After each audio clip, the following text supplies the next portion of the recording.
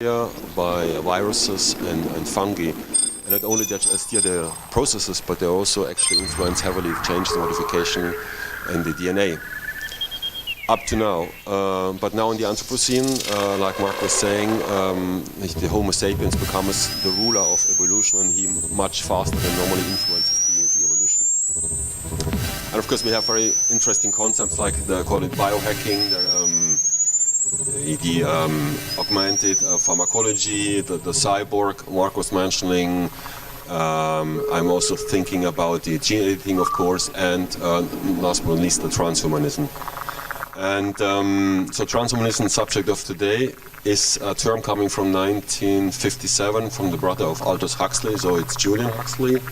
And he was saying at that time, actually, there should be a way to overcome misery and constraints of human life, right? And today would, of course, say through technology. So today, it's our age where we have all, theoretically, all means, and we can use technology. So then, what the thing on trans? Just put this in full screen mode. Just no. Yes. So. I guess, yeah, the promises are extended lifespan beyond biological state, so we live longer than, I don't know, 100, 150 years. We might even be able to upload our brain on the cloud and have clones. It's a lot about the increased human capabilities, so it means we would have possibilities to run faster, sense more, have a higher capacity of perception, reasoning. We would be able maybe to spend more time, fly to space with starships and so on. And ultimately the idea is that this would increase the life quality because we would go into a personal development, we would have a possibilities, we would even self-transform and transcend ourselves. So that's, and I think, a nutshell promises on by Transhumanism. And a very popular document, this is Transhumanist Manifesto by Natasha Vita-Moore, and the version 4 came out actually last year. But of course there's critical writing as well, like Godlike Beings by Walker or Transhumanism and Inequality. So I think, as such, the concept of transhumanism is quite interesting, like Marc was also saying, because it invites us to think about our extension of our capacities, which can, of course, be used in a creative way, can stimulate the way maybe we run our planet differently, better, the way we live, and so on. But rapidly we talk about the human condition, we talk about gender, we talk about what is meaning, sense, ethical things, and what you can see is that this is, those people talking about transhumanism reflect on that, but it's not, it's just part of it, but there's no major reflection on this. And so actually it makes it interesting for me as an artist to think in a different way on how transhumanism could actually be exploited, or what could be used.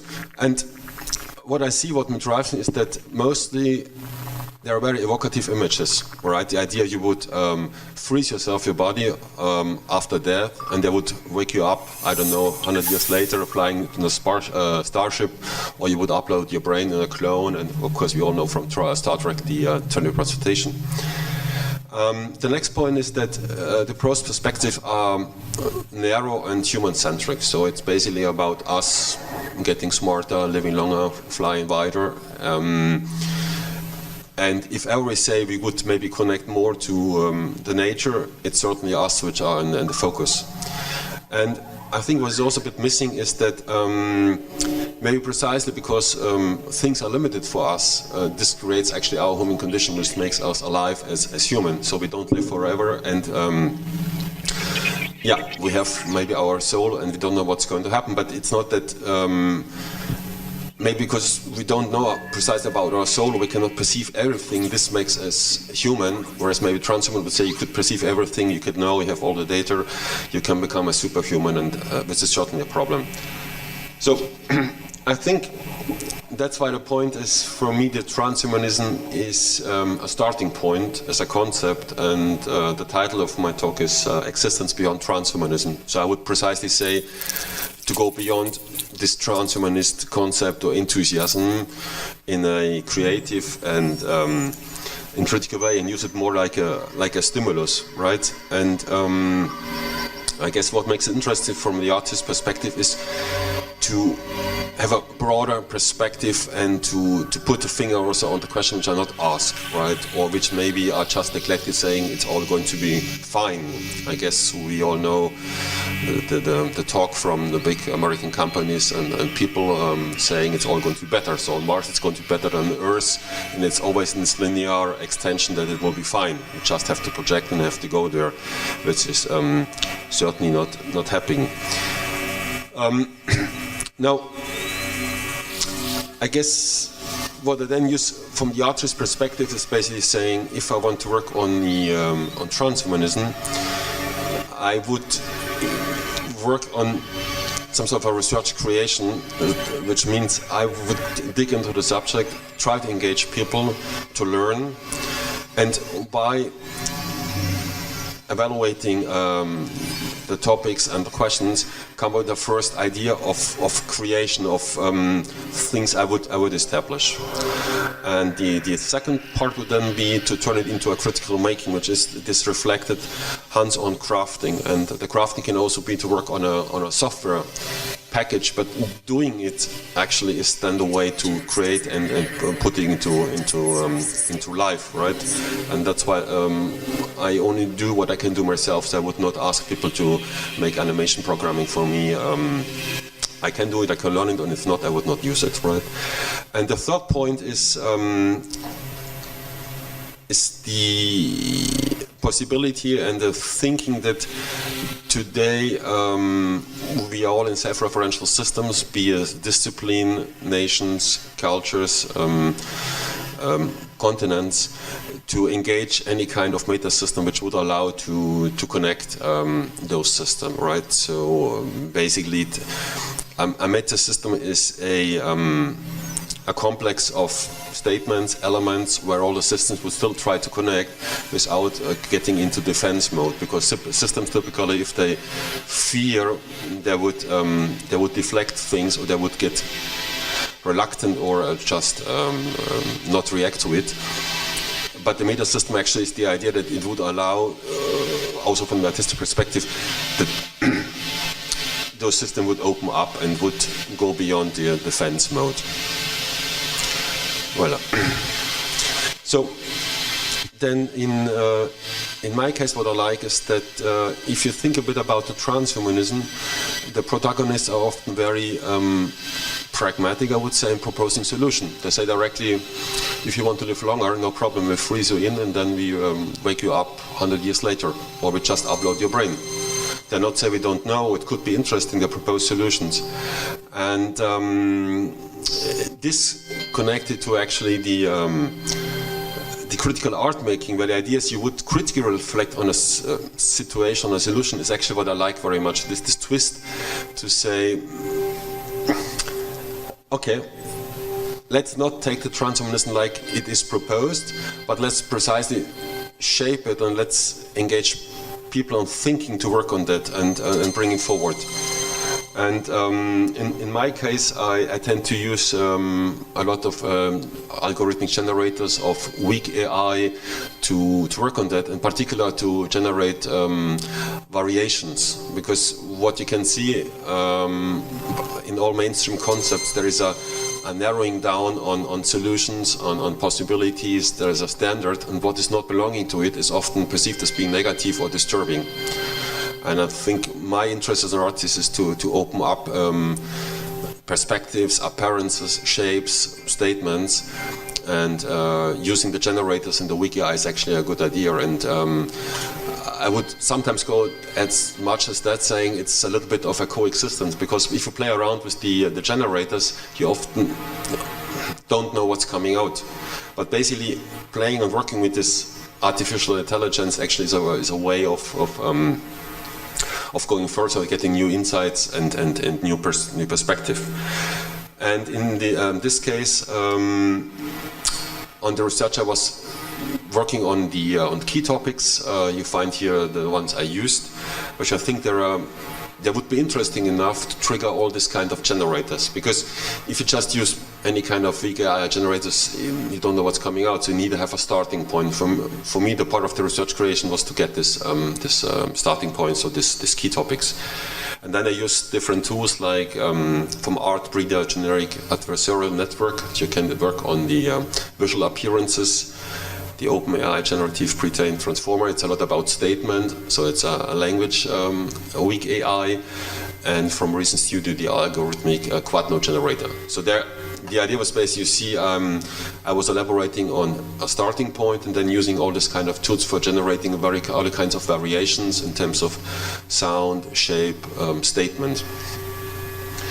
So once this was actually done, I think we need to keep an eye on the yeah, okay, so, no, fine, okay.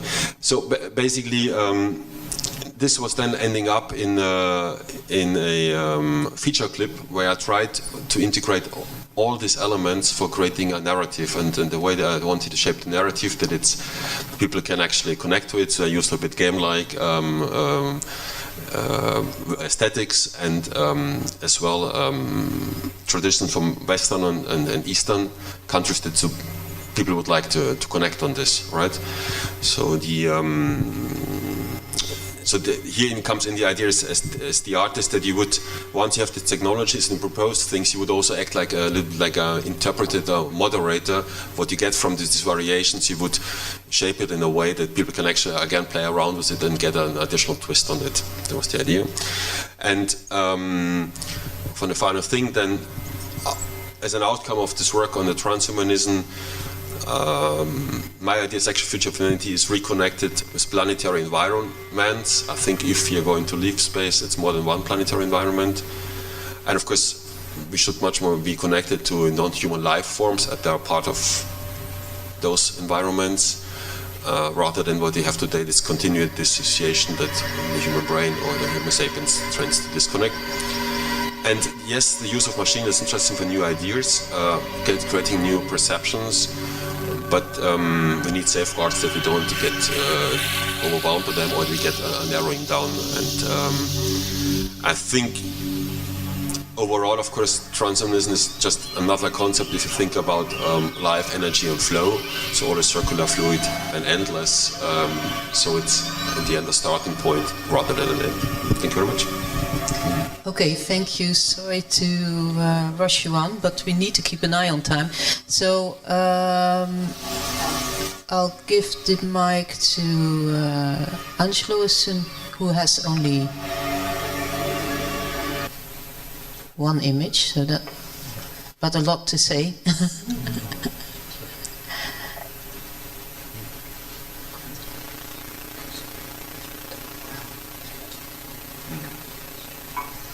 Can you help me open this JPEG? Which is always interesting that we're talking about AI and transhumanism, but it still gives us lots of trouble.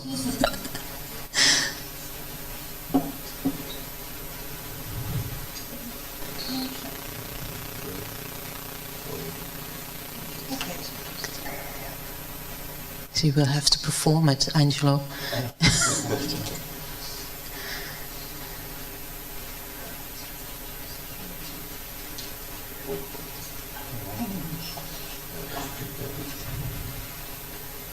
And there it is. Such an innocent image. Hi, I have basically... What's that? Close enough. All right. Okay.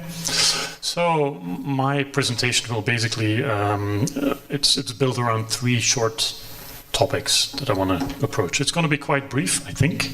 The first one is more of an historical perspective on transhumanism. The second one is more of a futurist perspective, and more specifically talking about the post-planetary future of humanity. And then the last topic is queerness. For the first one, we can actually say that historically there's been an ongoing decentralization of humanity.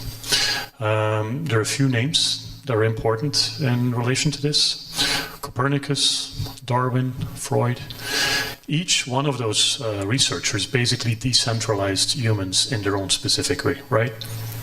Copernicus, well, the Earth was not the center of the universe, too bad. Darwin, well, humans were just part of some evolutionary process that was basically happening for everything else.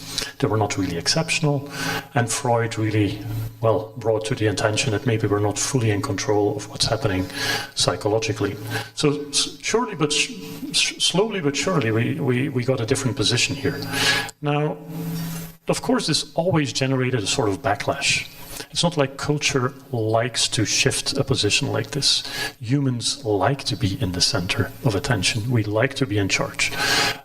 So if you look historically, you can always see that kind of a double movement of decentralization and then people responding against that. And even today, you can actually see that happening. If we look around us, what's happening? Polarization, right, has increased dramatically. I mean, I just need to say one name, which I don't never like to say, Trump. Is an example of that, of course, but we also have climate change, the corona pandemic, are all examples of this tension. Just to give you just to clarify this a little bit, if we look at the corona pandemic, for example, there is the anti-vaxxers and the people that are against all the measurements and people are proclaiming, my freedom comes first. That's really a position of the human-centered view, the individual that is really claiming their individuality. On the other hand, there are people that are really embracing the fact that this is happening, a pandemic is happening in a community, and we're all connected, right? It's more of a relational ethics. So that's the other position. That's like decentralizing that individual. And so that tension is really, I think, is really key when we look at history and the history of human civilization. But the thing is for today that basically you can really position transhumanism in relation to posthumanism. We haven't addressed it yet, but transhumanism is really, as my colleagues have really clearly indicated here, is this idea of augmentation, right? Humans becoming more powerful, augmenting their capacities, with the idea of eradicating all the suffering that we've been going through since we came to Earth, basically. Posthumanism is a more critical movement that is basically focusing on how do we relate to other entities? How do we relate to biological organisms? How do we relate to artificial intelligence and technology? And it's really constantly decentralizing humans. You will find it in all the literature of posthumanism that decentralization is a key component and also blurring boundaries. And that's going to come back in some of the things I'm going to talk about later. It's really about these divisions that we created to make society working, like the strict division between what is male and what is female, to start blurring that. Right? And that's really the interesting aspect, I think, of posthumanism. Now, for the future perspective, I'm actually very interested in the post-planetary future of humanity. Post-planetary future is not some dystopian future where we gave up on Earth.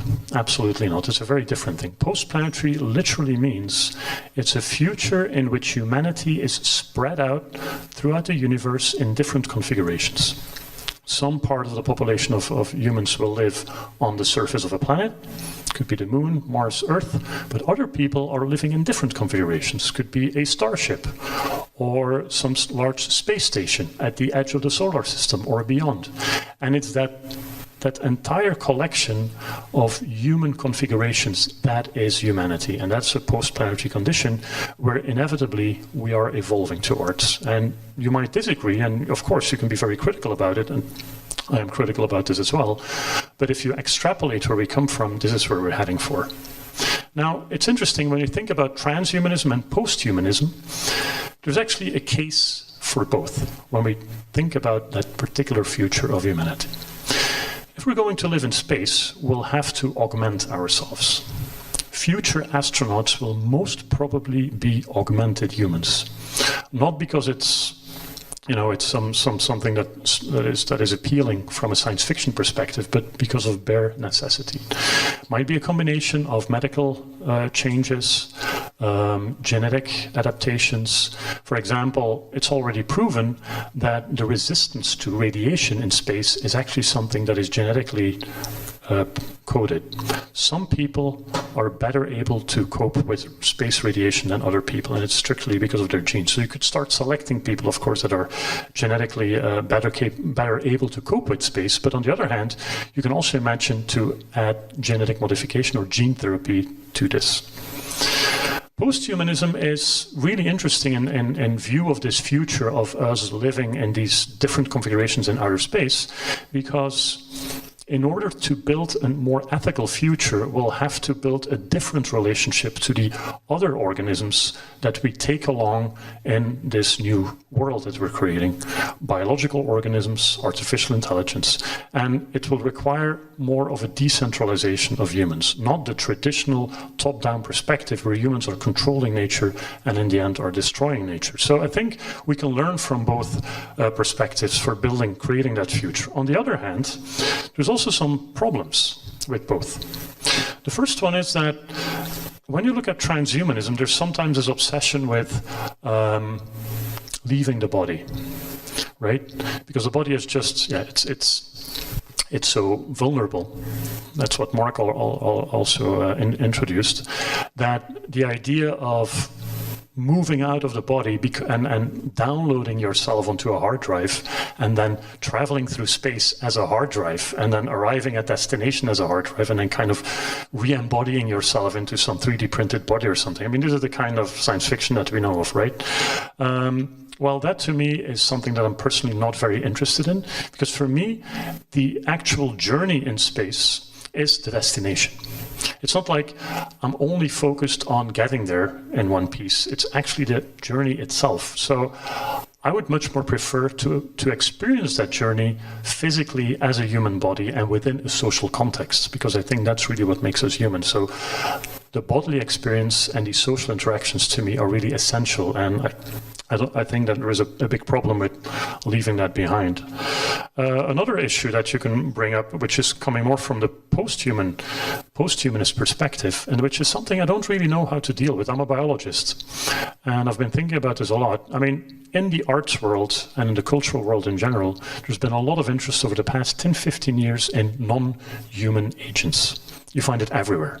All kinds of festivals are dedicating exhibitions and discussions around non-human agents. It's like a buzzword. And it's all very well to approach non-human agents from a posthumanist perspective, like, humans, putting them less in the center and a more equal kind of conversation with them.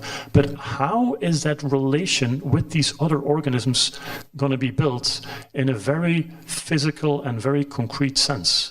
I mean, I can show empathy for all kinds of animals, which I think many of us do, but how to push that further? And how to show empathy for organisms that might look not as cute as many of the organisms that we seem to like. How to extend that empathy over all living organisms, and then more crucially, how on earth are you going to communicate with them? How to build that communication, and then bringing in another class of entities, artificial intelligences that might evolve on their own, and then creating that environment where everything can communicate, can empathize with each other. At this point, I really have no idea if that is even ever possible.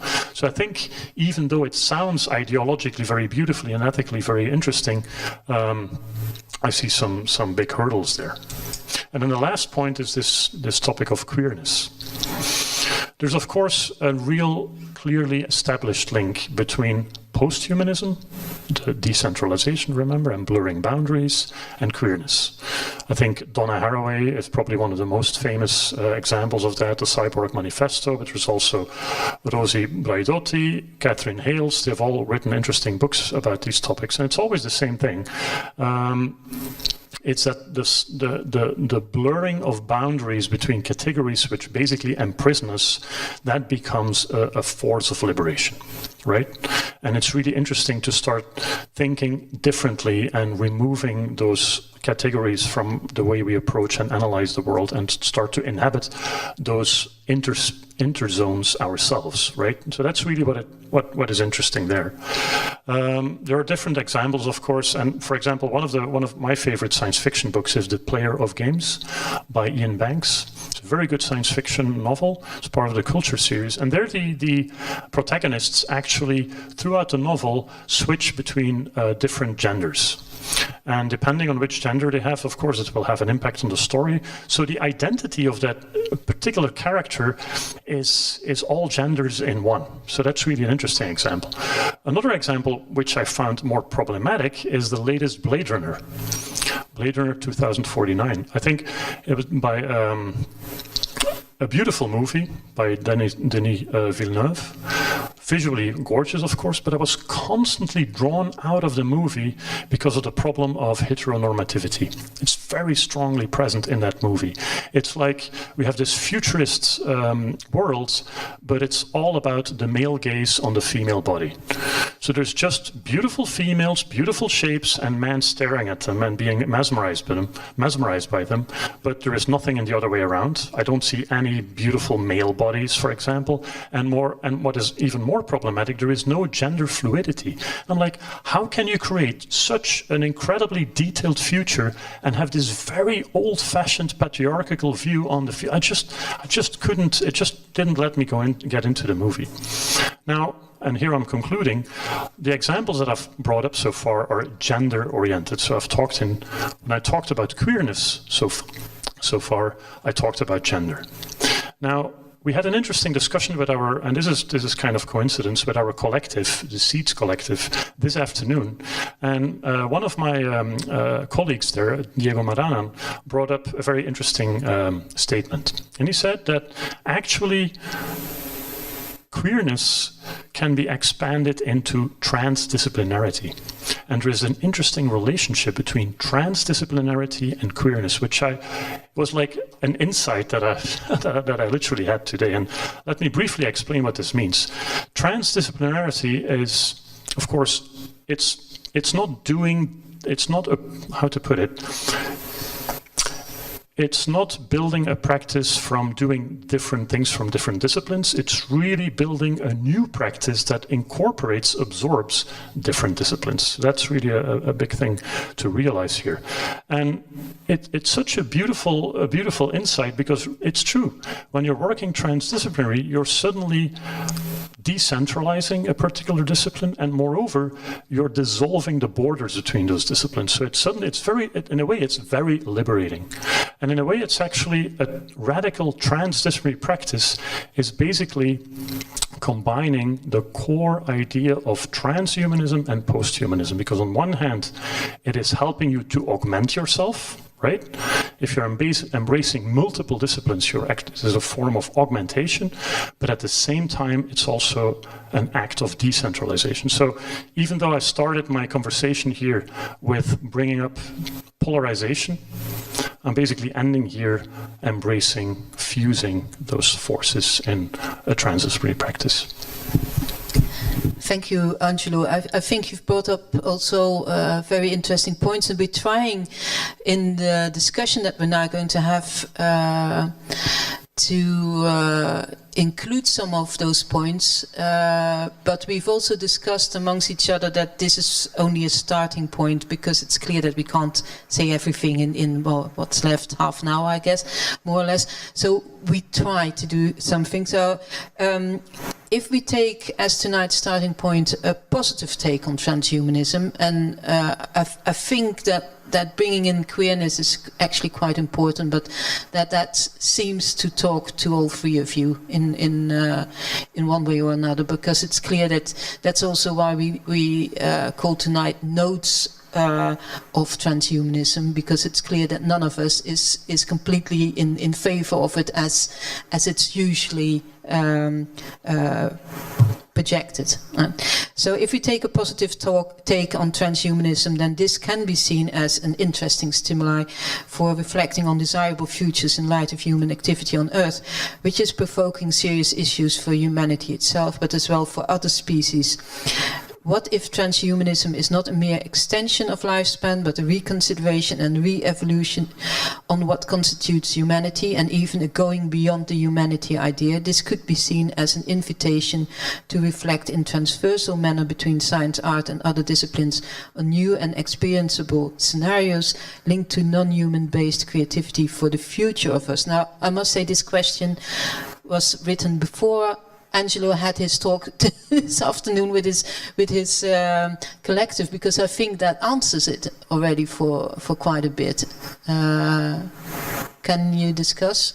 I mean, if Marc wants to respond, then please say so, because you're part of the conversation, obviously, as well. But so anyone of the three. And also I wanted to add that it's interesting with bringing up the queerness that you start, because the panelists are all male, but you bring up actually quite important women like Dawn Haraway, Bardotti and Catherine Hills, who have written really important visions on what to do with transhumanism from a post-humanist point of view, which is really interesting as well, I think. And maybe is also the instigator for looking at a broader way and mingling and using this kind of queerness. So who wants to respond?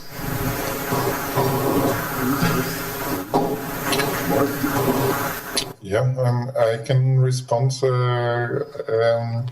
briefly.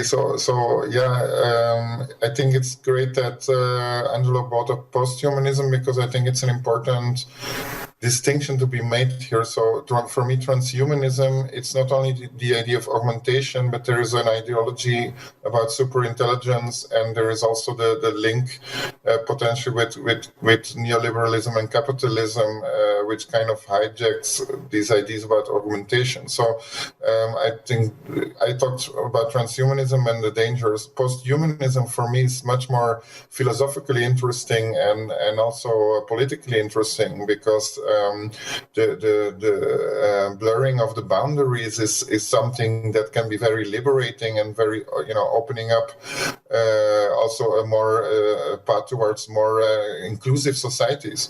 So I think both on Earth and elsewhere, perhaps, if we can solve the issue of communication. So this is really, I think, has much more potential.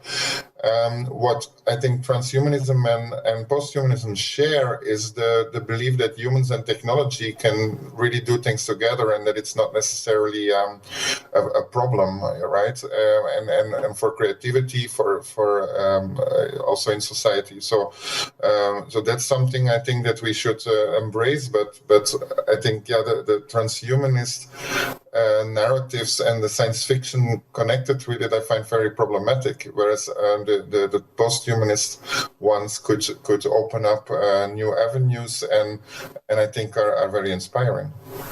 Mm-hmm. Any of you want to? Maybe nice. Yeah. Okay. So yes, first of all, I think also Natasha Bitter-Moore, who wrote the Transhumanist Manifesto, is also film representative. I think, of course, then we could conclude saying maybe the posthumanism is the more interesting thing, or it's the more promising than it's the transhumanism, right? My take on this would be the following. The transhumanism is mainly driven by the big platforms, by the players, right? And it's all about standardizing and occupation and bringing it down to categories. And then, of course, we are precisely what we have today, what we don't want to overcome, right? And if you think how AIs function, they have this idea that they categorize in sequences, and then we are back to old patterns. So at the other side, we could say, okay, let's take the posthumanism, this is the way forward. My other take is that today as humans, we are here today like we are. So the fact that we have pollution and gender inequality and all what we have is because the way we are, right? And my attitude would be to say then, okay, if we can coexist with other life forms and machines, this could actually help us and the others to advance. Because if not, I don't think that if you just say let's act in a post-humanist manner, we're going to solve the issues. So for me, this idea is that actually we enrich our capabilities by this opening up in terms of categories and if you want, collaborators. Yeah, I think it's interesting when you think about the evolution of how we think about something like transhumanism, and it's very parallel with how we think about the internet.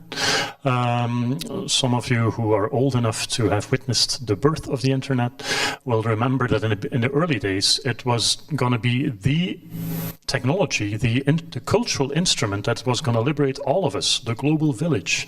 Everybody was going to be equal. It was this utopian ideological conversations about the incredible, beautiful, rosy future that was going to be delivered to whole of humanity, because suddenly so many sources of conflict were going to be gone. They couldn't have been more wrong, right? It's basically completely the opposite. And so I think the shifting perspective on transhumanism runs very parallel with that.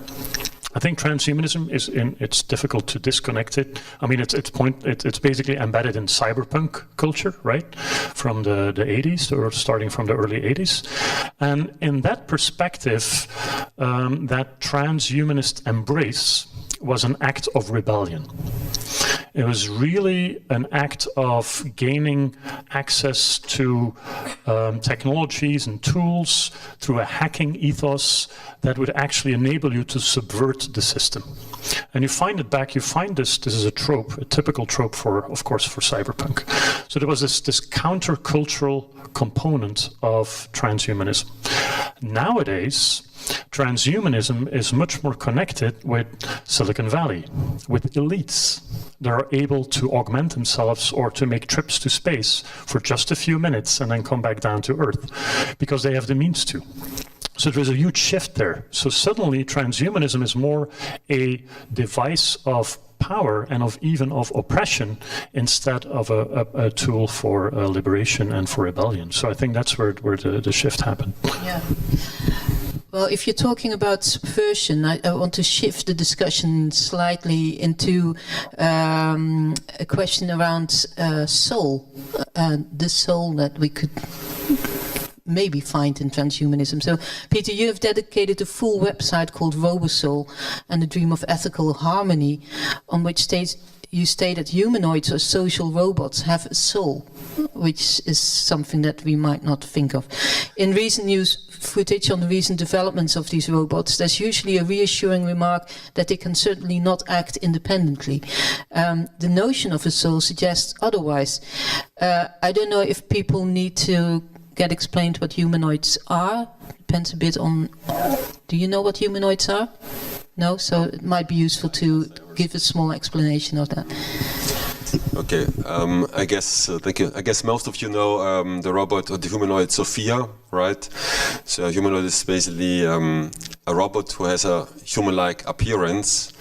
And of course we are in a society where all have to please, so often these humanoids look very pretty and very fancy and have all those elements of being connected and branché.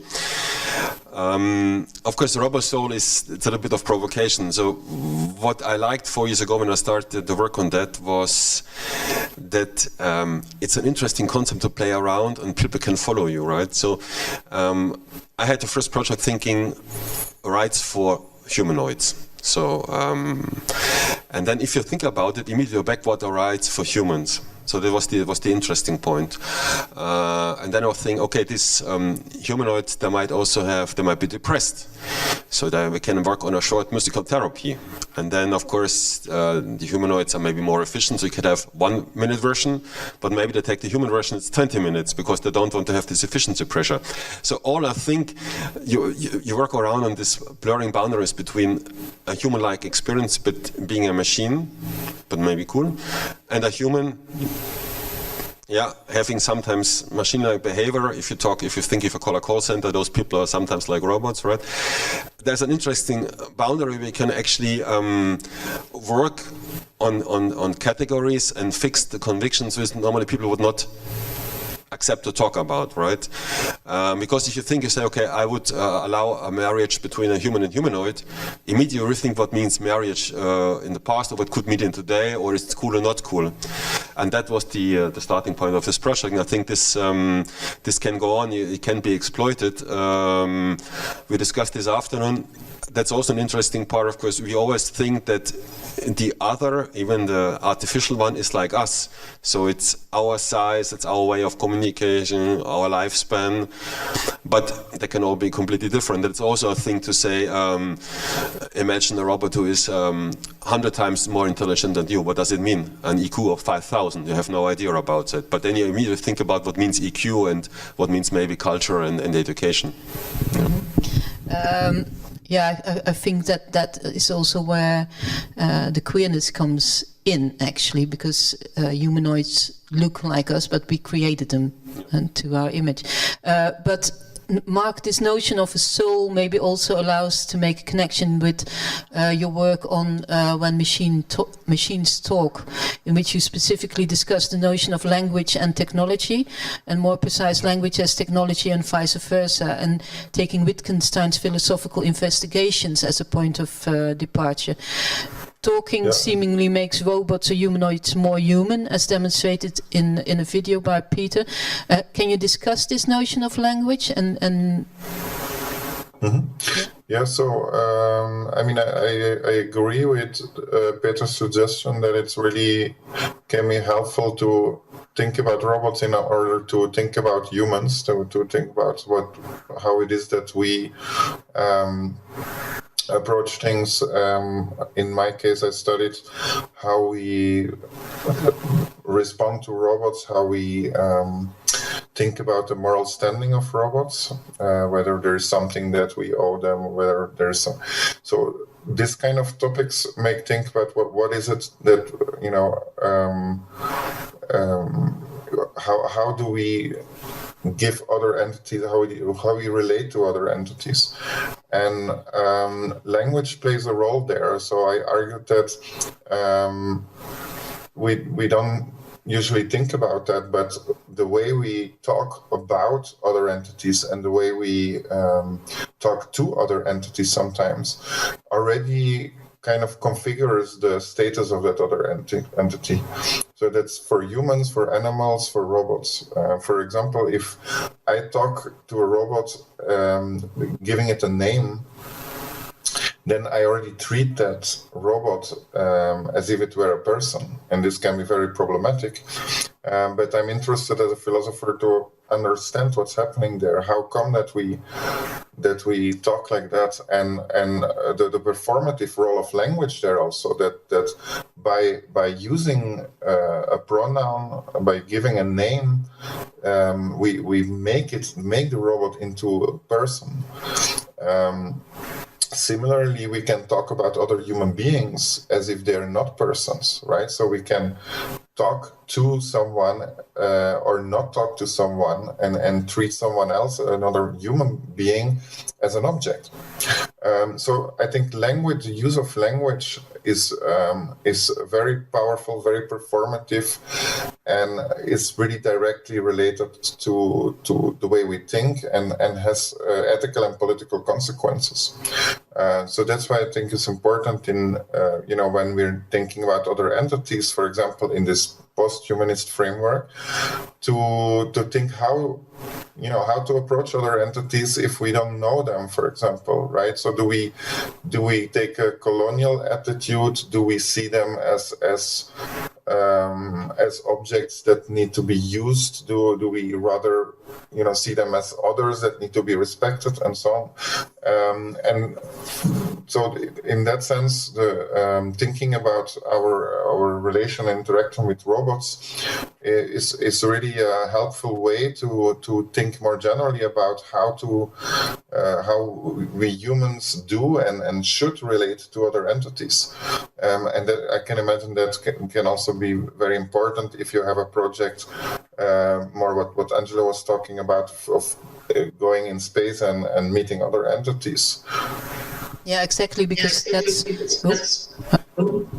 hope this still works. Yeah, it made me think effectively on what you had said, Angelo, about how to communicate with the non-human and notions of authorship, maybe where you work in a collective.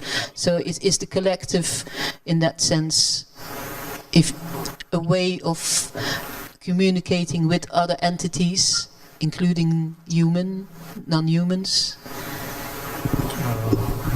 Well, I mean, when I talk about the collective, I usually talk about our, my fellow human friends.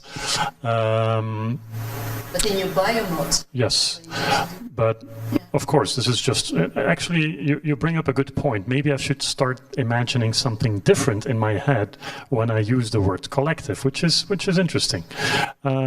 So we make work with our collective in which biological agents and digital technologies all co-create. So we make artworks that are co-created by a whole group of people. So it's like really social experiments on a large scale. We built one of our projects is called Biomod. We just built a quite big version in Bruges. Unfortunately, the exhibition is just closed. But during the whole summer, you could see it. It was built with 160 people, partly from Bruges, partly remotely collaborating. So the authorship is really, well, it's not one singular artist there. Of course, we're not the only ones. The idea of an artist collective is something that's pretty old. But we're also introducing, trying to explore how biological organisms can kind of create the work without necessarily exactly doing what we expect them to do. I mean, this is not always successful, and it's a difficult dialogue. And then on top of that, we have the third kind of category, which is the technological agents. And I think we're not so much building an environment for actual discourse between us and algae and plants, but the act of co-creation is definitely one way in which you can bring together different entities and move forward as a group. Yeah, I brought this also up because if you talk about language, there's a recent book by Vincent Depré about the language of La poulpe, now forget the octopus, yeah, and other animals that in the way that you can see language. So even if it's not a conversation or as we know it between algae, maybe she brings up the idea that language can be seen in a different kind of way. And I have the feeling that in bringing up post-humanism as well and various aspects also by Marc and by Peter, that we're getting somewhere in terms of authorship, collaboration. What do you think, Marc? Yeah, I think the question of communication, I would say it's not just language, because then we always think about human language. But Angelo used the word communication. I think that's a good term, and to think about this kind of issues in a communicative framework can be very helpful.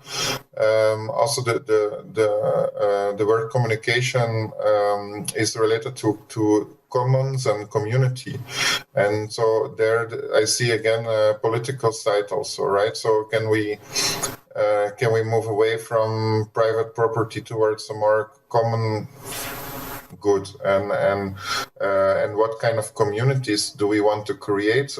Communities which are not defined solely in human terms. There is already for a while in political philosophy also thinking about how to include animals in political community, and I think it's provoking, but also intellectually interesting to think about, what about technology and how to integrate technological entities somehow, or recognize at least the political significance they can have. For example, the robot Sophia was mentioned by Peter before. In an article with Jana Parviainen argued that this robot was also used for political purposes. by talking about rights and so on. Actually, the idea was to further the interest of particular states and a particular company, and so I think robots are and cyborgs and so on are also always political, and that's actually a thought that was already in Haraway, for example, in post-humanist writing and in the Cyborg Manifesto, which was as much a manifesto about cyborg and science as it was a manifesto about political issues, right? Feminism, especially in her case. So I think I'm really interested in thinking together technology and politics. Yeah, thank you. I think how are we doing in time, Alexandra? Well, yes, I think that we have 10 minutes. Okay, in that case, I want to end with another topic, which seems to be important when you try to cross boundaries in a transdisciplinary way, namely the idea of play and playfulness. And Angelo, you mentioned the biomod installation as well, in which you also let the visitors interact with the multiplayer game. Can you discuss that a bit further, and the notion of play as important? I see that also as a sort of crossing between. I mean, I don't want to skip the politics altogether, but I think actually that it's related in a way. Yes, just to explain for people who don't know the project. So the Biomod project is like a huge sculpture with computer parts that were recycled. It's a network that is actually working. And then there's ecosystems that are built inside of the electronics that grow with the heat that is generated by the electronics. There's sensors that are picking up signals from plants and bacteria that are being fed back into the network. So there's this back and forth between digital technology and all kinds of organisms living closely with the technology. Now, the network is used for a multiplayer game. It's not a commercial game, of course. It's more like an abstracted computer game that is being fed using the data from the organisms and where people can interact. So it's really a sort of nexus where humans, biological organisms and technology come together. Now, the idea of play is, of course, because it does generate this openness. I mean, it, of course, is always a balance because games have rules. That's what specifies a game, right? But it's because of the setting of the rules that patterns and interactions can emerge. And I think that's really the beautiful thing about it. And that's also a political aspect, I guess, of gaming. It's this openness that it generates. And even subverting a game is part of a game. And that's what a game actually provokes you to do. So, and I think that this is really, I think, the key part of also why we are interested in play. Yeah. Did you want to respond to that, or maybe Marc later on as well? Yeah. Well, I think for me the game comes in two ways. First, like Angelo was saying, it's about the co-creation. So this playful co-creating. I think also in the game, if you transgress, we always open up perspective, and that was important. And I also think the game is a way today a lot of society's perception is going to work. So I think if you see what is happening on all the applications, that how many people spend how many hours on online games or whatever, I think part of our society is just gaming all the time, and that's the way they function. And I think a lot of what we discussed today is also going to be communicated in this gaming world, right? They'll talk about politics, maybe via the avatars and the capabilities and the roles.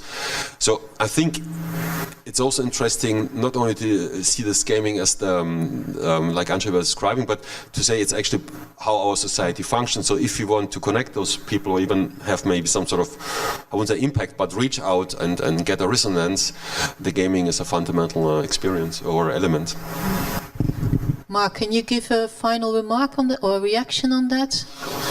Yeah, quick reaction on play and gaming. So I find that an interesting concept because in terms of social relations, it's on the one hand, it's true that the game has rules, right? But on the other hand, there's also the element of freedom and spontaneity. And what I find interesting is that when children play, the play establishes the rules while playing. And the rules are established together while playing. Whereas often we adults play the games other people wrote the rules for, right? So this has to do, in that sense, there is a political aspect. And I think it would be great if we could, when we are doing all these technology games, as I call them, if we could take up more this attitude of playing together. Also as adults, and finding out what the rules are on the way together, because I think that's a more open way and a more productive and creative way of moving forward with humanity, which is of course a topic here also. So if we can play more. Rather than playing the rules set by a very small amount of people.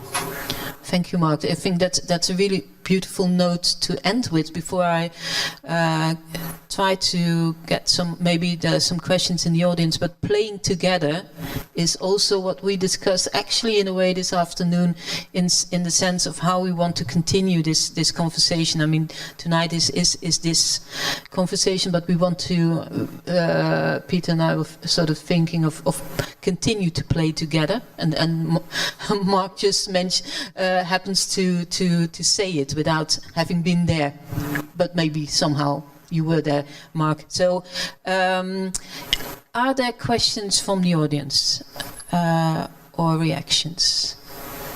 If not, then, because that's always the awkward moment in any kind of talk, I would say we stop here. And I thank you very much for all being here, Marc, Angelo, and Peter, who actually was the instigator of tonight, who came with the proposal. So thank you very much for that. We will be organizing one other talk with, and we're still discussing it, but one of the guests is Joost Rekveld, who's here tonight. So you will hopefully be able to meet him again in live, but then on this side of the room in a couple of months. And so if you want to stay informed, then follow us on the social media, I would say. Thank you very much.